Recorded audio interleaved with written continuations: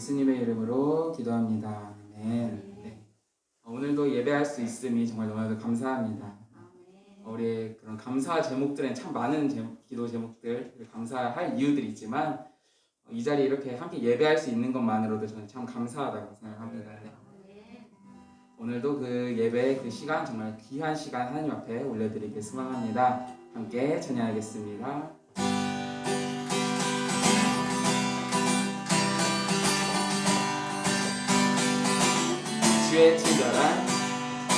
주의 친절한 발에 안기세 우리 마음이 평안하리니 항상 기쁘고 복이 되겠네. 영원하신 발에 한 번 더 주의 친절한 발에 안기세 우리 마음이 평안하리니 항상 기쁘고 복이 되겠네. 영원하신 발에 안기세 주의 발에 그 크신 발에 안기세 주의 발에 영원하신 발에 안기 날이 갈수록 주의 사랑이 그 광명하게 빛으로 건성가는 길 편히 가리니 영원하신 발에 안기세 주의 발에 그 크신 발에 안기세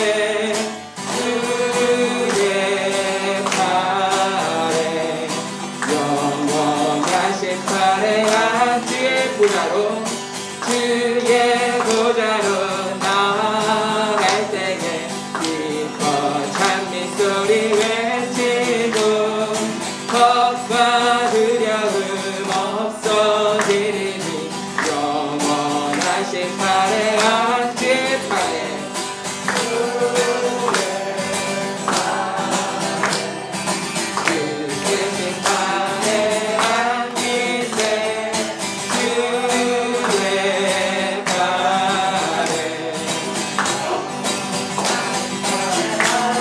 주의 발에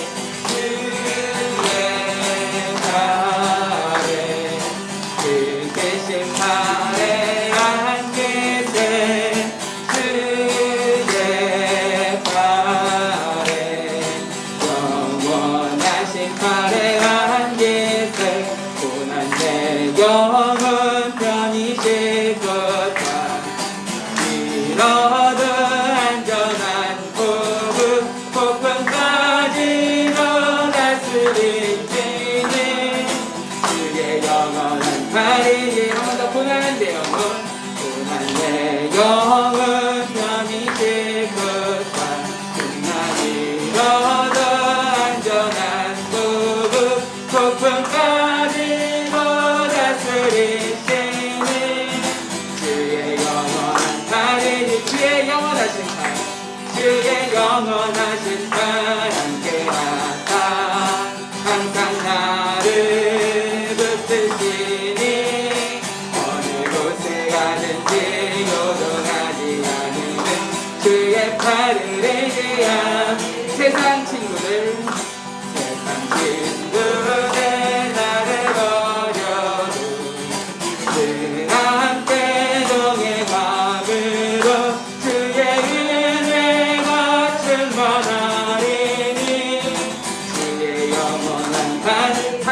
나의 믿음이 연약해져도 주의 예비한 힘을 주시며 위태할 때도 안보하시는 주의 영원한 발에 주의 영원하신 발 주의 영원하신 발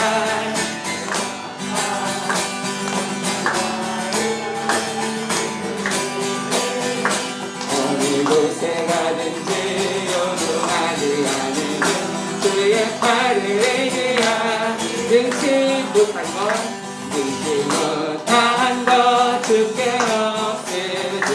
나의 일생을 주께 맡기면 나의 모든 힘 대신 지시는 주의 영원한 발에게 주의 영원하신 발 주의 영원하신 발 함께 가사 항상 나를 붙드시니 어느 곳에 가든지 요동하지 않으면 주의 팔을 의지하 주의 영원하신 발 주의 영원하신 발 함께 가사 항상 나를 붙드시니 어느 곳에 가든지 요동하지 않으면 주의 팔을 의지합니다. 아멘.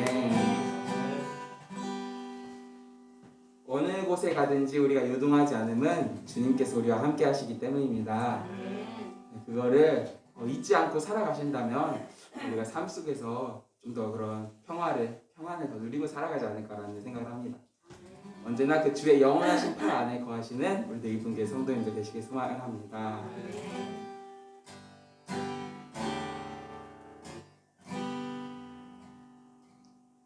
내 영혼에 흙이 깊은 데서 맑은 바람이 울려나네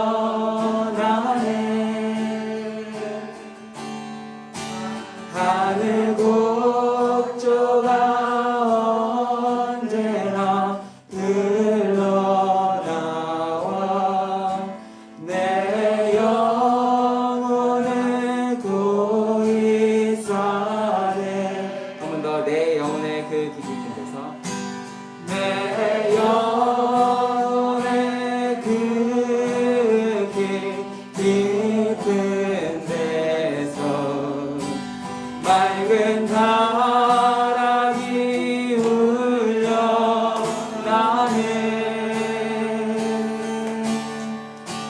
하늘 곡조가 언제나 흘러나와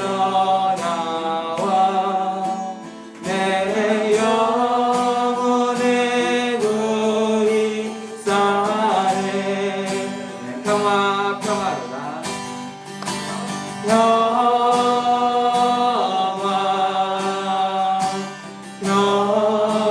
평화로다 하늘 위에서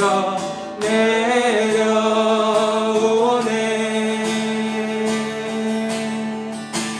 그 사랑의 물결이 영원토록 내 영혼을 덮으소서 내 맘속에 솟아난 내 맘속에 솟아난 이 평화는 깊이 묻힌 고배로다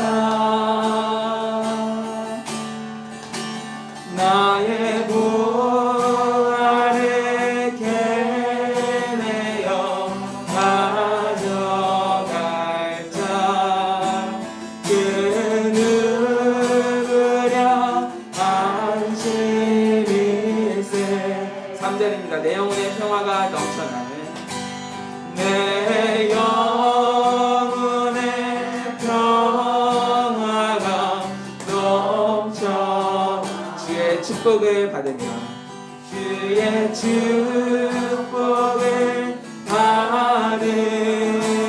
받음이라 내가 주야로 주님과 내가 주야로 주님과 함께 있어 내 영혼이 편히 쉬네 평화로다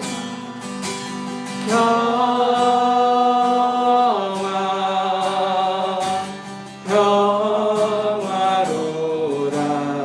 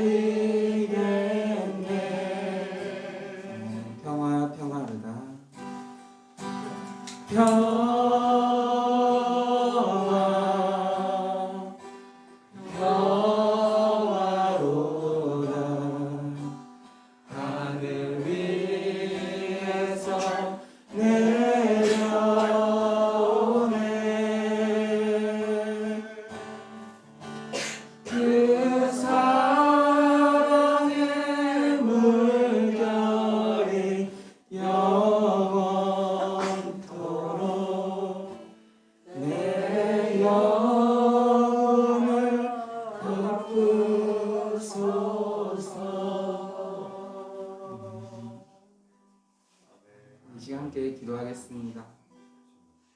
참된 평화가 세상에서 말하는 평화는 참된 평화가 아닌 것 같습니다. 지금 지구 반대편에선 전쟁이 일어나고 있고 세상이 말하는 평화는 참 일시적인 그런 평화인 것 같습니다.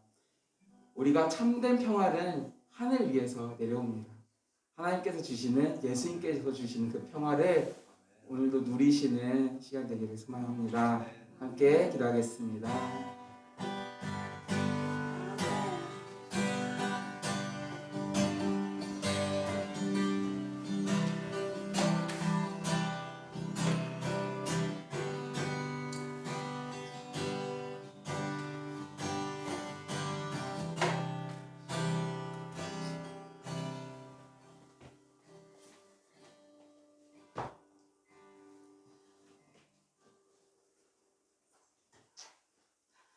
우리 주 예수 그리스도의 은혜와 하나님의 사랑과 성령의 교통하심이 여러분과 함께 하시기를 축복합니다.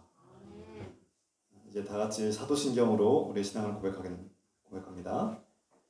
전능하사 천지를 만드신 하나님 아버지를 내가 믿사오며 그 외아들 우리 주 예수 그리스도를 믿사오니 이는 성령으로 잉태하사 동정녀 마리아에게 나시고 본디오 빌라도에게 고난을 받으사 십자가에 못 박혀 죽으시고 장사한 지 사흘 만에 죽은 자 가운데서 다시 살아나시며 하늘에 오르사 전능하신 하나님 우편에 앉아 계시다가 저리로서 산 자와 죽은 자를 심판하러 오시리라. 성령을 믿사오며 거룩한 공예와 성도와 설교한 것과 죄를 사하여 주신 것과 몸이 다시 사는 것과 영원히 사는 것을 믿사옵나이다. 아멘. 같이 찬송가 171장 찬송 부르시면서 준비하신 예물 하나님께 드리겠습니다.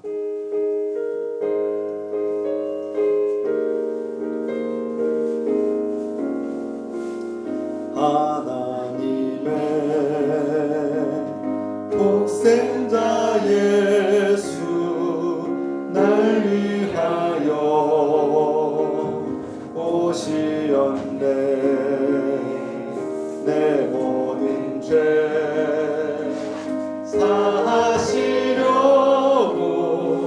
십자가 지셨으나 다시 사셨네. 살아계신 주 날 찾는 소망 두려움이 사라지네 사랑의 주내 갈 길 인도하리 내 모든 삶의 기쁨 늘 충만하네 주 안에서 거듭나느니 기뻐하며 찬양하리 가슴 속에 넘치는 확신 우리의 가는 길에 소망 넘치네 살아계신 주 날 찾는 소망 두려움이 사라지네 사랑의 주내 갈 길 인도하리 내 모든 삶의 기쁨 늘 충만하네 선한 싸움 다 마친 후에 우리 주님 배우리라 사망 권세 다 물리치고 주님이 다스리니 영광 넘치네 살아계신 주 날 찾는 소망 두려움이 사라지네 사랑의 주내 갈 길 인도하리 내 모든 삶의 기쁨 늘 충만하네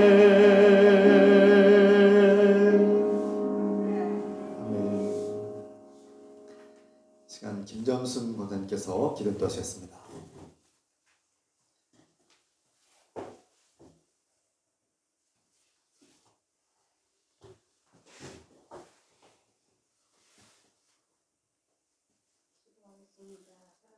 사랑하는 하나님하고 주님을 기뻐하고 감사하며 찬양합니다.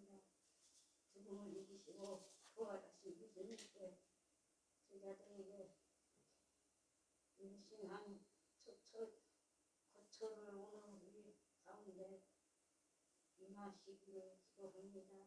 이미 우리 가운데서 계신 부활의 주님을 바라보게 하소서. 주님의 손과 우리의 난 몸과 흉터를 보고 십자가의 영광을 깨닫게 하소서. 두려움과 불안에 밀려오고 걱정과 슬픔이 가득한 세상에서 너희에게 평화가 있을지어다 말씀하신 그대로 우리가 평화를 누리며 살게 하소서. 이제 예수님과 함께 부활의 생명을 얻은 사람으로서 기뻐하고 감사하며 살겠습니다.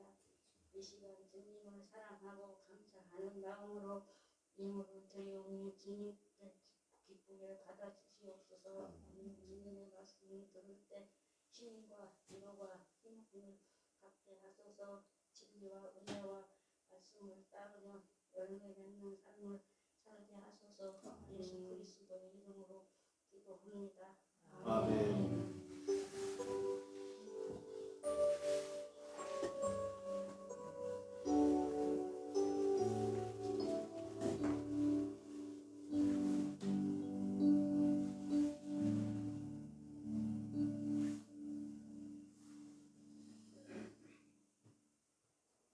주 이름으로 환영하고 축복합니다. 서로 사랑 인사를 나누겠습니다. 주 이름으로 사랑하고 축복합니다. 환영합니다. 감사합니다. 축복합니다. 사랑합니다.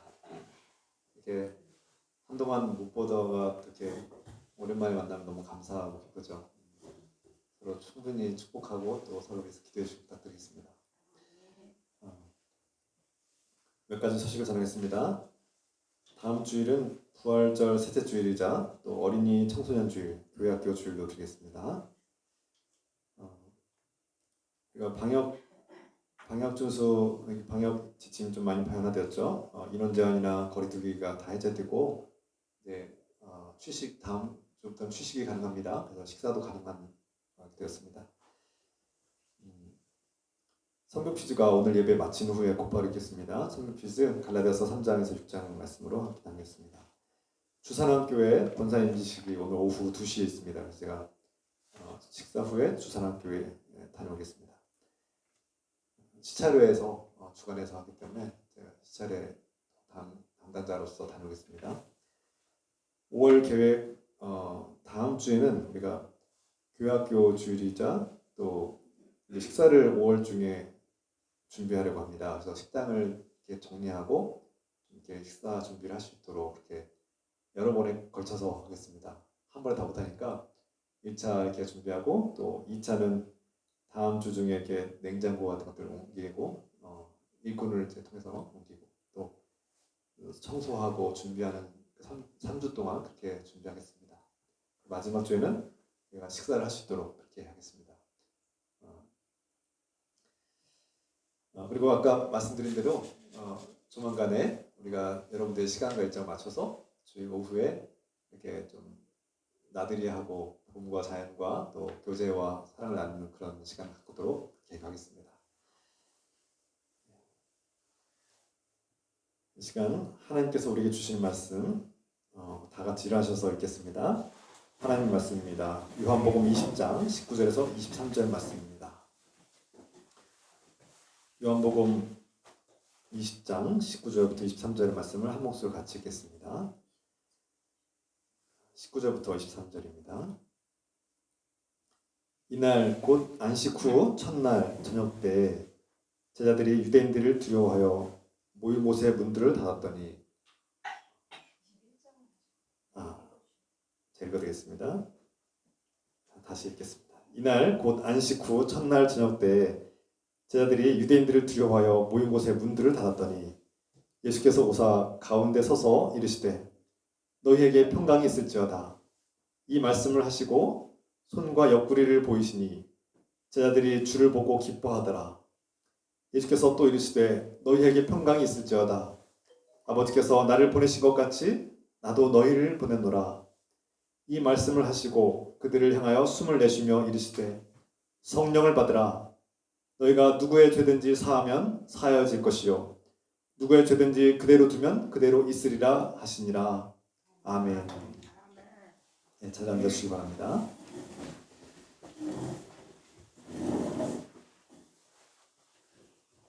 한국교회가 부활주의를 일회성으로 보내는 것이 아닌가 하는 반성이 듭니다. 그래서 저는 부활주일에 대한 부활하신 예수 그리스도의 말씀을 여러 주에 걸쳐서 앞으로도 계속 할 계획입니다.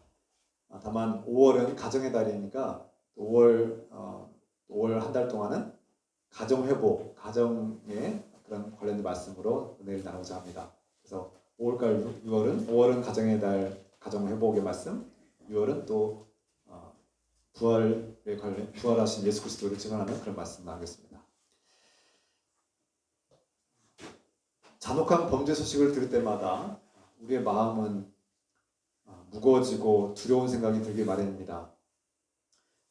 두려운 마음이 생기면 우리는 범죄 소식을 들을 때마다 문을 더 꼭꼭 걸어 잠그게 되고 또 잠금 장치를 더 튼튼하게 하기도 하고 창문에 창살을 달기도 하고 보안 장치를 달기도 합니다. 심지어 두려운 마음이 커지면 밖에 나가는 것조차도 또 어렵고 사람 만나는 것이 겁나기도 하죠. 이것이 오늘 두려운 소식들을 잔혹한 범죄 소식을 들을 때마다 우리의 마음속에 한편에 드는 마음이 아닐까 생각됩니다.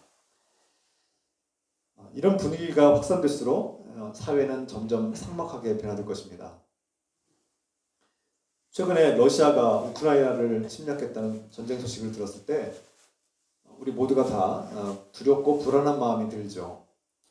특히 남북 간에 대치하고 적대하고 있는 이 상황 속에서 또 우리는 과거에 뼈아픈 전쟁의 아픈 경험이 있기 때문에 또 일제 침략과 또 중국의 위협과 또 러시아가 또 근처에 있지 않습니까? 이 강대국들이 휩싸이는 우리나라는 참 불안할 수밖에 없고 두려움이 밀려옵니다. 이런 국제적 상황과 또 잔혹한 범죄 소식을 들 때마다 우리 개인적인 마음은 평화가 깨집니다. 도대체 이런 상황 속에서 우리에게 평화가 있을까요? 과연 평화라는 것이 과연 가능할까? 이런 생각이 의문이 들 정도입니다. 누군가 우리에게 평화를 누리십시오. 평화를 잃지 마십시오.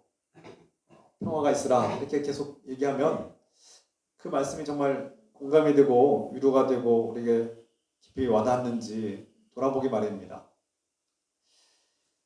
그런데 오늘 예수님께서는 이 두려움과 불안감에 휩싸인 우리에게 너에게 평화가 있으라 이렇게 말씀하고 있습니다. 이 말씀을 들을 때 우리는 이렇게 반응할지 모릅니다. 어떤 사람들은 이렇게 말합니다. 주의 말씀을 들을 때 아니 주님 저의 상황이 어떤지 알고 그렇게 말씀하시는 거예요? 저의 경제적인 어려움을 아시고도 어떻게 평안하라고 말씀하실 수 있으세요? 지금 제가 이렇게 아파서 고통하고 있는데 건강을 잃고 있는데 어떻게 평안하라고 말씀하세요? 아니 지금 저는 스트레스가 너무나 많고 우울하는데 어떻게 평안할 수 있습니까? 직장에 가면 정말 스트레스가 이만저만이 아닌데 즐거운 것이 없는데 우리에게 어떻게 평안하라고 말씀하실 수 있으세요? 어떤 사람들이 이런 반문이 들 수도 있습니다. 이런 반응이 어쩌면 우리의 솔직한 마음이 아닐까요? 그렇게 마음이 두렵고 불안하고 때론 걱정과 슬픔이 밀려오는 상황에서 과연 주님께서 평안하라고 말씀하시는 평화를 누리라고 하시는 이 말씀이 우리에게 어떻게 느껴지고 다가오고 있습니까? 그럼에도 불구하고 주님은 너에게 평화가 있을지어다 하고 반복해서 우리에게 말씀하고 선포하고 계십니다. 과연 우리는 이 말씀을 이 주님의 말씀을 어떻게 받아들여야 할까요? 오늘 제자들의 모습을 바라보게 됩니다. 예수님의 제자들은 예수께서 십자가에 매달려 죽임당하시는 모습을 본 후에 하나님 나라가 실패했다고 생각했습니다. 우리가 기대하고 예수님을 통해서 이 나라가 새로운 예수님이 왕이 되셔서 새로운 나라로 하나님 나라가 펼쳐질 거야 라고 기대했던 제자들의 기대가 와르르 무너진 것이죠. 하나님 나라가 실패했구나. 예수님을 처형시킨 유대인들이 자신들도 잡아 죽이려고 할지 모른다는 두려움 때문에 그 불안이 엄습해서 문을 꼭꼭 잠그고 숨어버렸습니다. 누구도 들어오지 못하도록 문을 잠그고 숨어서 긴장 속에 보내고 있습니다. 그들은 예수님 정말 메시아였을까 하는 의심이 들고 혼돈 속에 자신들이 그동안 예수님을 따랐던 삶은 무엇인가에 대한 혼돈이 밀려왔고 두려움과 불안 속에 지금 떨고 있고 바짝 긴장해 있는 상태입니다. 예수님의 부재에 대해서 사랑하고 존경하던 예수님에 대한 그 슬픔이 그 부재에 대한 슬픔과 고통이 그들에게 가득한 상황이죠. 그들이 지금 숨어있는 은둔처는 제가 성경의 맥락과 주석들을 보면 그들이 지금 숨어있는 그 장소, 문을 꼭꼭 잠그고 숨어있는 그 장소는 불과 며칠 전만 해도 예수님과 함께 사랑을 나누고 믿음을 확신하고 또 하나님 나라에 대한 소망을 가지고 기뻐하던 그 장소, 예수님과 성만찬을 나누고 마지막 식사를 나누고 또 예수님께서 발을 씻어주신 그 장소가 아닐까 생각됩니다. 예수님과 함께하던 그 장소는 기쁨이 가득하고 평화가 가득했던 곳이죠. 소망과 은혜가 가득한 곳이었습니다. 그런데 지금 돌아봅니다. 예수님께서 부재한 그곳은 두려움과 절망과 혼돈과 의심과 불안감이 밀려오고 슬픔의 고통 속에서, 상실의 고통 속에서 괴로워하는 그 장소로 변화된 것이죠. 변해버린 것입니다. 그런데 그때였습니다. 제자들에게 예수님께서 나타나셨습니다. 부활하신 예수 그리스도께서 그들 한가운데에 서 계신 것입니다. 예수님의 이 부활은 신비한 모습으로 나타나신 것이죠. 문을 꼭꼭 잠궜고 그들이 열어주지 않으면 밖에서 들어올 수 없는 상황인데 갑자기 그들 한가운데 서 계신 예수님은 이전과 다른 모습으로 그들과 함께 하시는, 이제 육체의 한계에 갇히지 않고 공간과 시간의 제약에서 벗어나서 초월하셔서 어디든지 함께 하시는 부활의 주님으로 오신 것입니다. 놀라운 모습이죠. 신비합니다. 그것이 어떻게 이루어지는지 우리는 정확히 알 수 없지만 신비한 모습입니다. 막달라 마리아와 다른 여자들이, 또 엠마오로 가던 두 제자가 돌아와서 제자들에게 예수님께서 살아나셨어. 예수님께서 신비한 모습으로 우리에게 부활하셨고 우리 앞에 계시다가 갑자기 사라지셨어. 증언했습니다. 그럼에도 불구하고 제자들은 어떻게 반응했습니까? 의심했습니다. 너희가 본 것이 유령이 아니냐? 예수님의 영혼을 본 거 아니냐? 여러 가지 의심들을 했습니다. 분명 제자들은 자신들 가운데 갑자기 나타나신 예수님을 보고 놀랐을 것입니다. 귀신이다! 유령이다! 하고 놀라지 않았겠습니까? 그때 예수님은 그 두려워하는 제자들에게 자신의 손과 옆구리를 보여주셨습니다. 부활하신 예수님이 여전히 십자가에서 못 박히고 구멍난 손과 구멍난 옆구리를 없애지 아니하시고 그 흔적을 그대로 보여주신 것입니다. 이것도 참 신비스러운 모습이죠. 죽음을 이기시고 승리하신 예수 그리스도께서 그 십자가의 흔적을, 죽음의 흔적을 없애지 않으시고 남겨두신 것입니다. 왜 그렇습니까? 제자들에게 자신이 십자가에서 죽임당했다는 그 사건을 그대로 증명하고 증거하기 위해서입니다. 죽어야만, 십자가에서 죽어야만 부활하시는 예수 그리스도를 우리는 보고 있습니다. 예수 그리스도께서 십자가에서 죽임 당하셨기 때문에 우리는 평화를 누리고 있는 것이죠. 제자들이 예수님의 그 손과 옆구리를 확인하고 기뻐했습니다. 그들이 진정으로 믿고 따르던 예수님이 분명합니다. 그리고 죽었던 예수 그리스도가 부활하셨습니다. 하나님 나라가 실패한 것이 아니라, 그들이 기대하고 소망하던 하나님 나라가 실패하고 끝난 것이 아니라 다시 시작된 것이죠. 자신들이 기대하던 방식은 아니었지만 예수님의 방식으로, 하나님의 방식으로 하나님 나라가 시작되고 있는 것입니다. 그래서 더욱 기뻤을 것입니다. 부활하신 예수님은 의심하고 혼돈하고 절망하고 슬퍼하는 우리 한가운데, 우리 공동체 한가운데 서 계시고 우리 마음 한가운데 서 계시는 분입니다. 바로 부활하신 예수 그리스도가 우리 마음 한가운데, 또 이 공동체 한가운데 서 계신 것을 바라보기를 원합니다.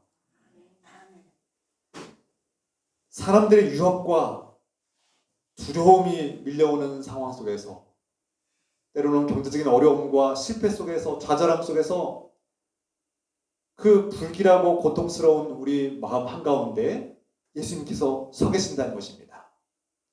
우리가 마음의 문을 꼭꼭 잠그고 사람들로부터 단절하고 우리가 더 깊이 숨을수록 예수님께서는 그 한가운데 오신다는 것이죠. 이것이 은혜입니다. 내 마음의 문을 잠그고 사람들과 만남도 단절하고 코로나가 두려워서 꼭꼭 숨었는데 예수님은 우리 한가운데 계시다는 겁니다. 부활하신 주님은 저와 여러분 한가운데 계시는 분입니다. 그 주님을 발견합시다. 우리가 마음의 눈을 떠서, 영혼의 눈을 떠서 예수님이 다른 곳에, 특별한 곳에 계시는 것이 아니라 내 마음속에 계시는구나. 내가 어딜 가든지 무엇을 하든지 언제나 항상 나와 함께 하신 분이구나. 이 사실을 깨닫길 소망합니다.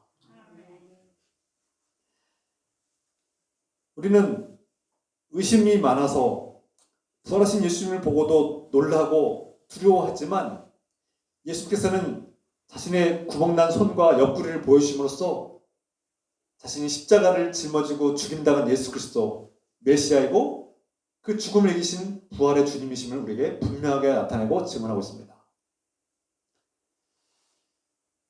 여러분, 부활하신 예수님은 우리가 기대하는 모습으로 오지 않으셨어요.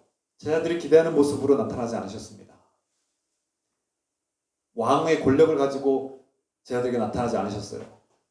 조용하게 예루살렘의 한복판에 수많은 군중 앞에 갑자기 짜잔하고 나타나지 않으셨어요. 조용하게 숨어있는 은밀한 곳에 제자들의 그 공동체 한가운데 나타나셨다는 겁니다. 이것이 부활의 신비입니다. 이스라엘 백성들이 많은 곳에서 갑자기 짠하고 나타나면은 그것은 우리가 기대하는 방식입니다. 그러나 예수님은 조용하게, 은밀하게 믿는 자들의 앞에 때로는 그 믿음이 사라졌을지라도 혼돈과 절망과 고통이 있을지라도 그 가운데 서 계시는 은혜의 하나님이심을 깨닫게 됩니다. 그 구멍난 손과 옆구리를 보여주시는 이유는 네가 기대하는 방식으로 하나님 나라를 펼쳐 보여주지는 않았지만 내가 너를 위해서 사랑하는 너를 위해서 내가 대신 희생했고 너의 죄와 죽음을 내가 대신 짊어졌노라 하고 보여주시는 거 아니겠습니까? 부활하신 예수님을 만날 때 우리는 그 죽음을 이기시고 나를 대신해서 죽임당하신 예수 그리스도를 발견하게 되죠. 그리스도의 예수님의 십자가가 곧 나의 십자가구나. 예수께서 십자가에 못 박히심으로 인해서 내가 함께 죽었구나. 죄인이었던 내가 죽임당해야 된 죄로 말미암아 죽어야 되는 내가 예수님과 함께 십자가에 못 박혀 죽었구나. 이것을 보여주는 거 아니겠습니까?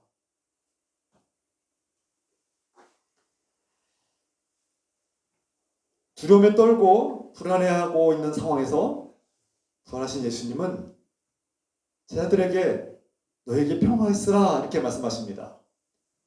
평화가 있을지어다.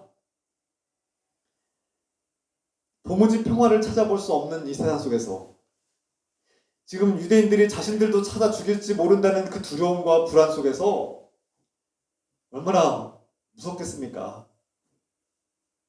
그런 속에서 예수님은 평화를 선포하십니다. 이게 어떻게 가능합니까? 여러분 앞에서 말씀드린 것처럼 평화야 있으라 너에게 평화가 있을지어다 해서 누군가가 얘기하면 이 불안한 마음과 두려운 마음들이 사라지고 평화가 생깁니까? 제가 여러분에게 가서 불안에 떨고 있고 두려워하고 걱정하고 근심하고 있는데 불안해하지 마십시오. 떨지 마십시오. 두려워하지 마십시오라고 백날 말해도 그 두려움이 사라질까요? 잠깐의 위로가 될지 모르겠습니다만 우리가 자신에게 평화가 있으라고 수없이 말할지라도 좀처럼 평화가 생기지 않는 이유는 무엇입니까?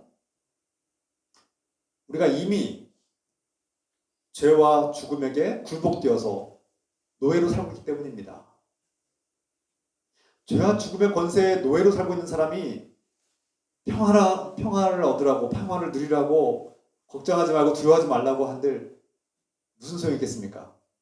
죄와 죽음의 권세에 노예가 되어서 두려움과 걱정과 근심에 사로잡힌 포로가 된 우리가 두려워하지 말고 걱정하지 말라고 한다고 그게 사라집니까? 능력이 없습니다. 우리에게는 능력이 없어요. 무기력하죠. 무기력합니다. 제가 교인들의 성도들의 어떤 실패와 좌절과 또 질병과 고통 속에 있을 때 그 소식을 들으면 참 가슴이 아파요. 그리고 무능함을 느낍니다. 제가 해주시는 게 아무것도 없어요. 제가 유일하게 하는 것은 기도입니다. 하나님께서 이렇게 말씀하셨고 이 말씀을 믿고 우리 기도합시다. 저에게서는 아무 능력이 없습니다. 저는 여러분들을 구원하고 살릴 수 있는 문제 해결할 능력이 아무것도 없어요. 그런데 주님은 하실 수 있어요. 손의 구멍과 옆구리의 구멍을 보여주시는 예수님은 이미 원수를 물리치셨기 때문에, 저 죄와 죽음의 권세를 물리치셨기 때문에 우리를 두렵게 만들고 걱정하게 만들고 슬퍼하게 만드는 그 원수를 물리치셨기 때문에 그 주님을 의지해서 우리는 기도하는 겁니다. 내가 여러분에게 두려움을 줄 수는 없지만, 제가 여러분에게 희망과 능력을 줄 수는 없지만 예수님은 하셨거든요. 예수님은 그 죄와 죽음의 권세와 원수를 물리치셨기 때문에, 우리를 두렵게 하고 불안하게 만드는 모든 것들을 물리치셨기 때문에 우리가 평화를 누리는 것입니다. 그래서 예수님은 너에게 평화가 있을지어다 라고 선포하는 것입니다. 이미 전쟁에서 이겼다. 내가 이미 원수를 물리쳤고 원수가 떠나갔으므로 너희 두려워하지 말라는 겁니다. 전쟁에서 이미 승리하고 오신 개선 장군이 국민 여러분, 백성 여러분, 이제 두려워하지 마십시오. 평화가 왔습니다. 이렇게 선포하는 것과 똑같은 거예요. 내가 사탄 마귀 원수를 물리쳤으므로, 이겼으므로, 저 죽음의 권세를 물리쳤으므로 두려워하지 마십시오. 이제 평화를 누리십시오 하고 외치고 선포하시는 말씀을 우리가 듣고 있는 겁니다. 그러므로 우리는 내가 주는 평화가 아니라 메시아 예수 그리스도께서 이미 사탄 마귀를 이기셨으므로, 저 죽음의 권세가 물러갔으므로 기뻐하라는 겁니다. 이 평화를 누리라는 겁니다.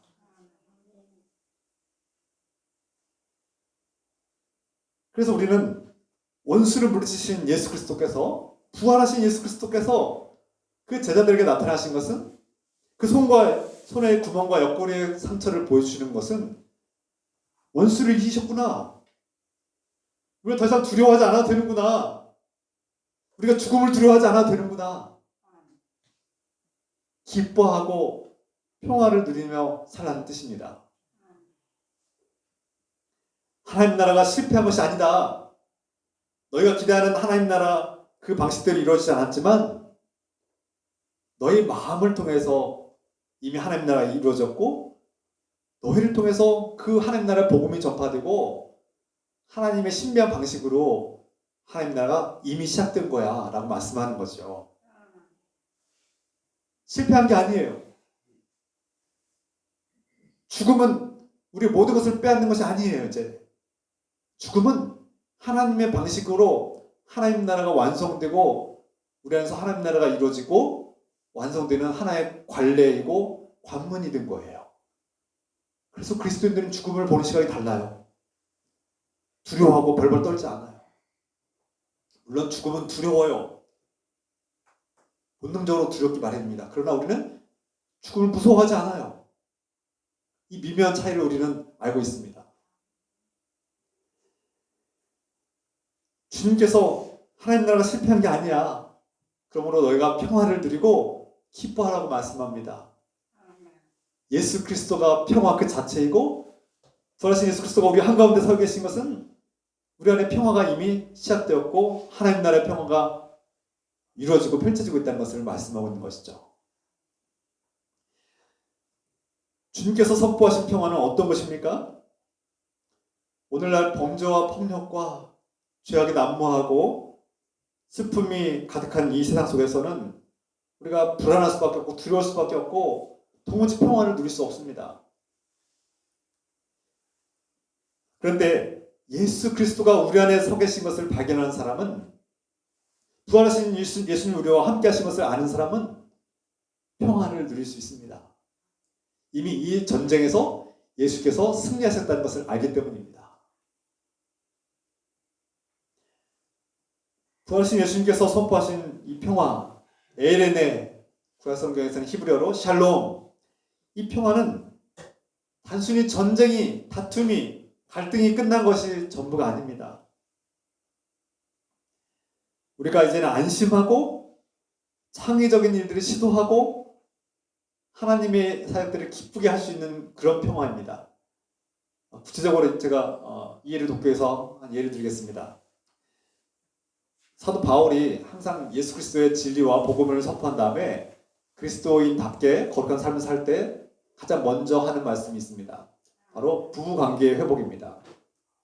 그리고 가정의 회복, 부모 자녀 관계가 회복되는 일, 또 직장, 일터에서 주인과 노예의 관계가 회복되는 일. 그래서 모든 평화는 가정에서부터 시작합니다.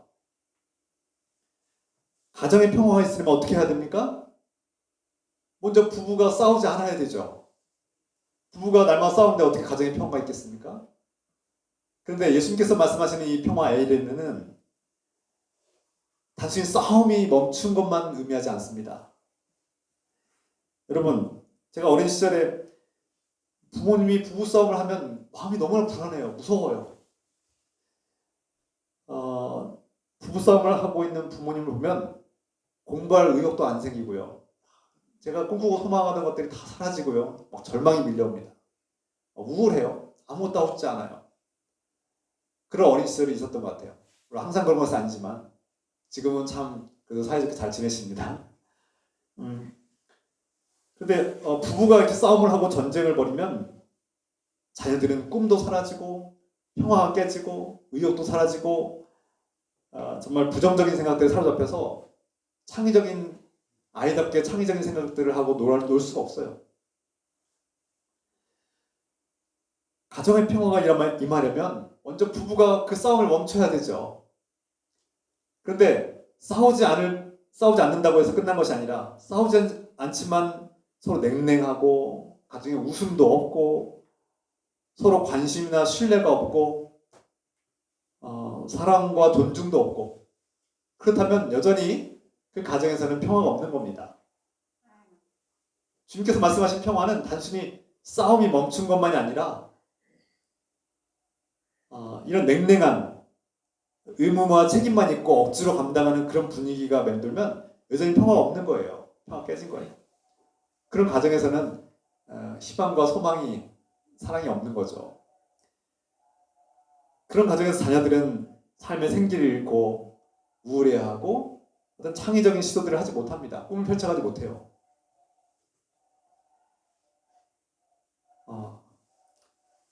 가정에서 누군가가 평화를 깨뜨리고 파괴하면 우리는 그 평화가 너무나 그립고 귀하고 갈망하게 되죠. 반면에 자녀들이 평화를 느끼는 가정은 어떻습니까?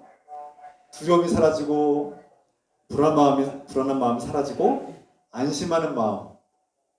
그래서 그 속에서 자녀답게 아이답게 놀이를 하고 창의성을 발휘하고 꿈을 꾸고 이렇게 펼쳐가게 되죠.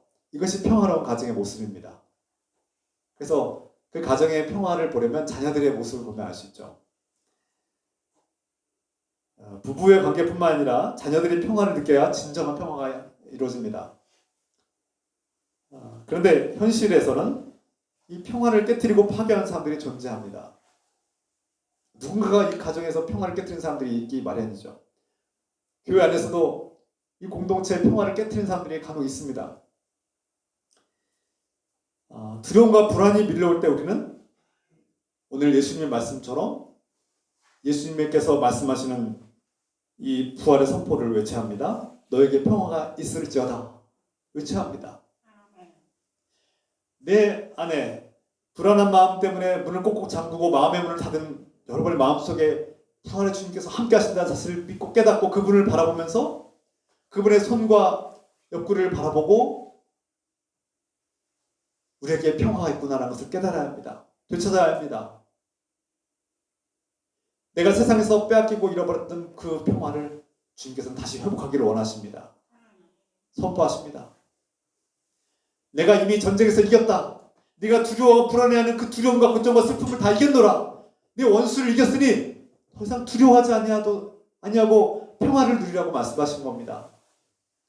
가정에서 평화를 누리면 어떻게 해야 됩니까? 내가 죽어야 합니다. 부활하신 예수님께서 제자들에게 그 손에 구멍과 옆구리의 상처와 구멍을 보여주시는 이유는 내가 죽었으니 평화가 있다고 말씀하는 겁니다. 가정의 평화를 얻으려면, 주님께서 주신 이 평화가 가정에 있으려면 여러분들이 죽어야 합니다. 내가 죽어야 합니다. 앞에서 이미 말씀드렸죠. 예수 그리스도께서 내 대신, 내가 죽어야 될 그 십자가에서 내 대신 죽임 당하심으로, 나 대신 손에 못을 박히고 옆구리에 창에 찔림으로써 내가 평화를 누리는 것입니다. 우리 교회가 평화를 누리는 것입니다. 우리 가정이 평화를 누리는 거예요. 내가 자기 중심인 삶이, 나를 숭배하고 내가 모든 것의 중심인 삶이 죽어야만, 옛사람이 죽어야만 우리 가정이 살아나고 우리 공동체가 살아나고 우리 일터가 살아납니다. 할렐루야. 죽어야만 살아나는 이 신비한 부활의 역설이 일어나는 것이죠. 우리에게 평화가 있으려면 예수님께서 죽임 당하셔야만 합니다. 죽으셔야만 우리가 평화를 얻죠. 여러분이 죽어야만 가정이 삽니다. 우리 한번 따라해 봅시다. 나는 십자가에서 죽었습니다. 나는 예수 그리스도와 함께 십자가에서 죽었습니다. 여러분, 날마다 이렇게 고백하고 기도하십시오. 진정한 기도는 내가 아직도 예수 그리스도 앞에 죽지 못했구나. 내가 예수 그리스도의 십자가를 짊어지지 않기 때문에 내가 여전히 내 자아가 살아서 내 중심에, 내 교만한 마음에 다른 사람들을 괴롭히고 자녀들을 바라볼 때도 내 것이냐, 내 마음대로 하려고 하고 내 뜻대로 되지 않으면 윽박지르고 협박하고 유업하고 자녀들을 두렵게 만드는 거 아니겠습니까? 그래서 가정이 평화가 깨지고 관계가 깨지고 직장이 깨지고 사람들과 관계가 부서지는 거 아니겠습니까? 내가 십자가에 못 박혀 죽임당했다는 사실을 깨닫고 믿을 때 나는 십자가에서 죽었구나. 나를 숭배하고 내 중심으로 세계가 돌아가는 이 세계가 부서지고 깨질 때 예수 그리스도가 내 한가운데 계시고 내 마음 한가운데 주인이 되어서 서 계실 때 진정한 평화가 이루어진다는 사실을 깨닫게 됩니다. 이 평화는 거저 주어지는 것이 아니죠. 예수님께서 피를 흘리셔야만 그 흘리신 피로 얻은 평화입니다. 가정에서 아버지가, 남편이 죽어야만 아내가 살고 아내가 죽어야만 남편이 삽니다. 우리가 5월달 이제 다음 주부터 또 나누겠지만 내가 죽어야지 남편을 존경할 수 있고 내가 죽어야지 아내를 사랑할 수 있는 거예요. 다음 시간에 또 나누겠습니다만 도무지 평화를 찾아볼 수 없는 이 전쟁 같은 세상에서 날마다 잔혹한 범죄 소식을 들 때마다 우리는 두려운 마음과 불안한 마음들이 밀려옵니다. 사람들과의 관계가 어려워질 때 우리는 불안하고 두렵습니다. 자녀들이 나를 배신하면 어떡하나 두렵죠. 내가 버림받는 존재가 되면 어떡하나 두렵습니다. 불안합니다. 또 경제적 형편과 경제적 상태가 어려워지고 재정 상태가 줄어들면 불안한 마음이 밀려오죠. 내 노후가 어떻게 될까 두렵습니다. 불안하죠. 저 역시 마찬가지입니다. 재정 상태가 어려워지면 불안해요. 두려워져요. 이러다가 굶는 건 아닌가. 누군가가 비난하고 공격하면 이러다가 목회가 끝나는 것이 아닌가. 두렵죠. 불안한 마음이 들죠. 그때 우리는 마음의 문을 꼭꼭 걸어 잠그고 높은 담을 쌓고 자신의 은둔처에 꼭꼭 숨어버리고 의심과 두려움과 혼돈 속에 갇혀서 그 두려움의 집에 갇히고 감옥에 살게 됩니다. 그러나 주님께서는, 부활하신 예수님께서는 그 두려움에 갇혀있는 두려움의 집에 오셔서 그 한가운데서 우리에게 외치십니다. 우리를 사랑의 집으로 초대하시죠. 평화의 집으로 초대하십니다. 너에게 평화가 있노라. 그러면 두려움이 사라집니다. 무서운 것들이 사라지고 걱정, 근심이 사라집니다. 왜 그렇습니까? 너를 두렵게 하고 근심하게 만들고 걱정하게 만들고 슬퍼하게 만드는 그 원수가 떠났기 때문에, 이미 이 싸움에선 예수 그리스도께서 승리하셨기 때문에, 이미 승리하시고 이기신 예수 그리스도께서 우리에게 평화가 있노라고 말씀하실 때 우리는 진정한 평화를 누리게 되죠. 사랑은 두려움을 몰아냅니다. 우리에게 예수 그리스도의 사랑이 있으면 하나님의 그 값진 무엇과 비교할 수 없는 그 놀라운 사랑이 임하면 우리는 두려움을 이길 수 있습니다. 여러분들이 예수 그리스도를 사랑하면 고난도 이겨낼 수 있는 힘과 능력이 생깁니다. 우리가 예수 그리스도와 함께 십자가에서 죽었습니다. 예수 그리스도와 함께 십자가에 못 박혀 죽었으니 옛사람은 죽었고 말씀 가운데 순종하는 내가 살았습니다. 주님께서 주시는 이 평화는 우리가 십자가의 은혜로 얻은 것입니다. 내가 죽어야 얻는 은혜이고 예수 그리스도께서 십자가에서 죽으셨기 때문에 얻은 평화입니다. 이 값없이 주시는 하나님의 은혜와 선물을 받은 우리가 예수 그리스도와 함께 죽었음을 깨닫고 가정에서, 또 부부관계에서, 가정에서, 부모와 자녀의 관계에서, 교회 안에서, 교회 공동체에서, 직장에서, 일터에서 이 십자가의 은혜, 부활의 은혜가, 이 진정한 평화가 가득하기를 우리 주 예수 그리스도의 이름으로 축원합니다. 기도합시다. 사랑의 하나님 아버지, 예수 그리스도께서 십자가에서 죽으셨기 때문에 우리는 진정한 평화를 누립니다. 하나님 나라가 실패했다고 믿었던 지사들은 두려움과 불안에 휩싸여서 문을 잠그고 꼭꼭 숨었습니다. 그곳에는 온통 의심과 혼돈과 두려움과 절망과 슬픔의 고통과 괴로움이 있었습니다. 두려움의 감옥에 갇힌 것입니다. 그러나 그 한가운데 부활하신 예수님께서 임재하셨고 손과 옆구리를 보여주시면서 내가 이미 이겼노라. 너희가 두려워하고 불안해하고 무서워하는 그 적들을 물리쳤고 하나님 나라가 실패한 것이 아니라 새롭게 시작되었다고 우리에게 선포하셨습니다. 이 말씀 깨닫게 해주시고 그 은혜로 받은 내가 예수 그리스도의 십자가에 함께 죽임당했음을 깨닫고 옛사람이 죽고 이제 새 사람이 되어서 우리 부부관계가 살고 가정이 살고 부모 자녀의 관계가 살고 회복되며 일터가 직장이 회복되는 놀라운 역사가 일어나게 축복하여 주시옵소서. 예수 그리스도의 이름으로 감사드리며 기도드립니다. 아멘. 찬양합시다. 이런 교회 되게 하소서.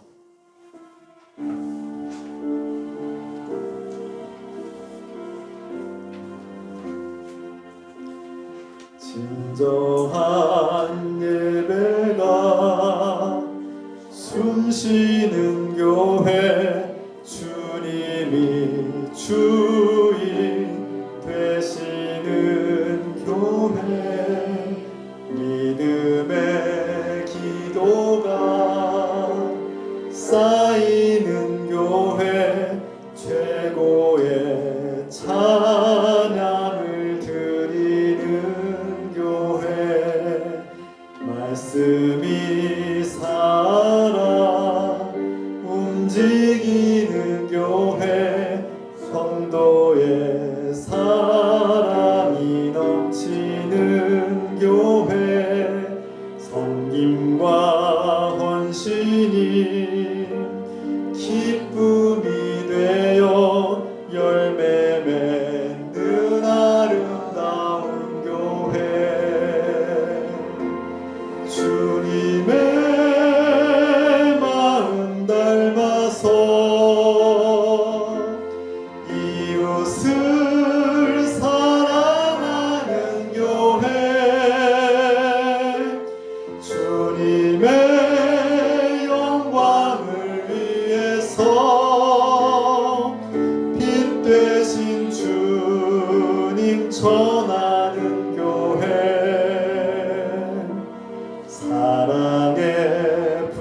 꽃이 활짝 피어나 날마다 사랑에 빠지는 교회 주께서 사랑하는 우리 교회가 이런 교회 되게 하소서 이런 교회 되게 하소서 이런 교회 되게 하소서. 우리 함께 기도합시다. 오늘 말씀을 붙들고 이 말씀대로 열매 맺게 하소서. 이 말씀을 순종하는 살게 하소서. 나는 십자가에서 죽고 내가 죽어야만 평화를 얻는 이 놀라운 은혜를 깨닫게 하여 주시소서. 함께 기도합시다. 주여 하나님 아버지, 주님, 예수 그리스도께서 십자가에서 못 박혀 죽임 당해야 우리가 평화를 누립니다. 그 손과 옆구리를 볼 때 우리는 원수를 이기시고 죽음과 사망의 원수를 이기시고 물리치시고 승리하신 예수 그리스도께서 주시는 평화를 누립니다. 두려워하고 무서워하고 벌벌 떨고 불안해하던 우리가 이제는 주님께서 주신 평화를 누립니다. 원수를 물리쳤노라, 내가 이겼노라, 하나님 나라가 실패한 것이 아니라 새로운 방식으로 시작되었노라고 말씀하시는 예수님의 은혜를 깨닫게 하여 주시소서. 이제 예수님의 그 손과 팔을 옆구리를 보고 깨닫게 하여 주시고 평화를 누리며 살게 하옵소서. 내가 예수 그리스도와 함께 십자가를 박혀 죽었습니다 고백할 때 우리 가정이 살고 부부관계가 회복되고 자녀들과의 관계가 회복되고 우리 공동체가 회복되고 직장과 일터가 회복되게 하여 주십시오. 내가 죽어야만 얻는 평화를 깨닫게 하여 주십시오. 내가 죽을 때 누리는 평화를 깨닫게 하여 주십시오. 이미 예수 그리스도의 십자가의 은혜로 얻은 이 평화가 우리 삶 속에 충만케 하여 주십시오. 우리 마음속에 충만하게 하여 주십시오. 감사합니다. 감사합니다. 감사합니다. 사랑하는 하나님 아버지, 이 어두운 죄악과 죽음의 권세가 짓밟은 이 어두운 세상 속에서는 도무지 평화를 찾아볼 수 없습니다. 그러나 부활하신 예수 그리스도께서 우리 한가운데 서 계심을 깨닫고 그 손과 옆구리의 상처를 볼 때 예수님께서 이기셨구나, 죽음과 죄악의 권세를 이기시고 승리하셨구나 하는 것을 깨닫고 그 십자가의 은혜로 평화를 누리며 우리도 십자가에 못 박혀 죽었다는 사실을 깨닫고 옛사람 죄인이 죽었을 때 진정한 평화가 임한다는 사실을 깨닫게 하여 주십소서. 내가 십자가에 못 박혀 죽임당할 때 얻는 그 평화가 우리의 부부관계를 회복하고 우리 가정과 자녀의 관계를 회복하고 우리 공동체 교회를 회복하고 우리 직장과 일터를 회복할 줄 믿습니다. 주님께서 주시는 너에게 평화가 있을지어다 하신 이 말씀이 우리 삶 가운데 충만하게 하여 주시고 열매 맺게 하여 주시소서. 우리에게 두려움 속에 불안 속에 떨고 있는 우리 가운데 서 계시는 부활의 주님 예수 그리스도의 은혜와 우리를 한없이 사랑하시는 하나님 아버지의 끝없는 사랑하심과 우리가 십자가에서 죽어야만 얻는 이 평화를 깨닫게 하시는 성령님의 교통감화 역사하심이 우리들 기쁨교회 모든 성도들과 가정과 일터 위에 지금부터 영원토록 함께 해주시기를 간절히 축원하옵나이다. 아멘. 주님 감사합니다.